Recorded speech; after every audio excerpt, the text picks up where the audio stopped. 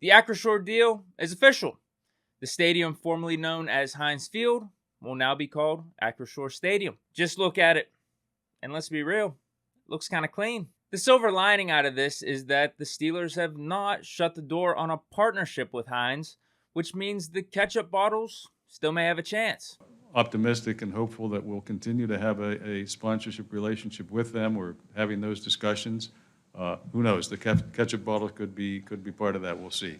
But if they can't get a deal done, someone in the comments from a couple videos ago had a suggestion on what to do to replace the bottles. Twin Dragon 56 says, I'm more concerned on what will replace the ketchup bottles. Insurance bills flying out of the Jumbotron? This comment just wins. It made me laugh out loud. But in all seriousness, I really don't know what we can do better, because it probably has to do something with what Acrisure does as a company, right? So I wanted to see if we could find out any more information on Acrisure, so I went on their website, which is actually pretty nifty. I mean, look at the animations. We already know insurance. We see real estate. Cyber services. Could we see a laser light show? I mean, that's what I think of whenever I think of cyber services. We could do some lasers or some shit like that. Or maybe lightsabers. But yeah, that's probably a stretch. And it probably even has to do something with red, because the ketchup bottles were animated during red zone trips. Or could we just do it during good plays or touchdowns? To be honest, I'm pretty lost with this, so I say we workshop it. You guys drop down in the comments what you think would be a good replacement for the Heinz ketchup bottles if it gets to that point. Because at the end of the day, we just need to bring the Heinz ketchup bottles back. But then I even thought a little bit more. Would Acrisure want the Heinz ketchup bottles back? Because then it would maybe take some shine off Acrisure. But we know that the owner, or whoever represented Acrisure yesterday at the Steelers press conference, said that he was a Steelers fan. So you would assume that he would get the importance of the Heinz Field, Heinz ketchup bottles nostalgia, that if Acrisure was somehow able to keep them and give it the okay, the company would actually gain a lot more respect amongst Pittsburghers. Moving on. Remember that whole Jeremy Fowler article series I talked about a couple Big Deke News episodes ago, whenever we discussed the Cam Hayward ranking amongst his peers? Well, yes, those articles involve Jeremy Fowler surveying GMs, NFL scouts, players, and executives, giving their top 10 rankings for each position, and then Jeremy Fowler would put the average of them and then make it into an article. Well, just recently, he dropped the running back rankings. And actually, I'm really not that heated. They had Najee Harris ranked at 8. I'm just happy they had him in the top 10.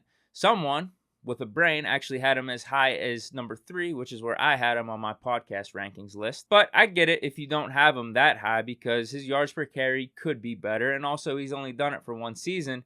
But why I'm talking about this is because some of the reasoning for why Najee Harris isn't higher on the list is just flat out right hysterical. So first, let me go over the full rankings. Derrick Henry at 1, Jonathan Taylor 2, 3 Nick Chubb, 4 Dalvin Cook, 5 Alvin Kamara, 6 Joe Mixon, 7 Christian McCaffrey, 8 Najee Harris, 9 Aaron Jones, and 10 Javonte Williams. Actually, not a terrible list. 9 out of the 10 players are also in my top 10 running backs.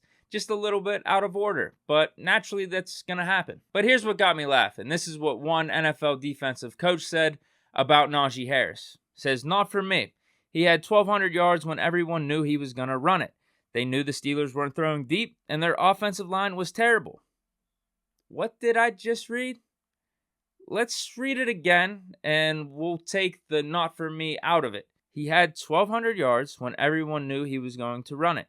They knew the Steelers weren't throwing deep, and their offensive line was terrible. Sounds very much like a compliment to me, and actually he's making my case as to why I had Najee Harris as high as 3 on my list. He still produced 1,200 yards with a shitty offensive line, and with an offensive coordinator who was in over his head and didn't know how to make calls for the personnel that we had. So what am I missing here? Combine that with Najee's receiving yards, he ended up with the 3rd most all-purpose yards amongst running backs last year. My point is, I would have loved to seen what Najee would have done behind a better offensive line, like the Colts or the Browns, etc. Aside from that, though, I do think Najee himself will be better in 2022. We're already hearing a bunch of these offseason reports from OTAs and minicamps, but also I do think the rest of the players surrounding him on offense will be better, all outside of quarterback. But yeah, just wanted to go over that. List is nothing egregious, just a head-turner comment made by an NFL defensive coach.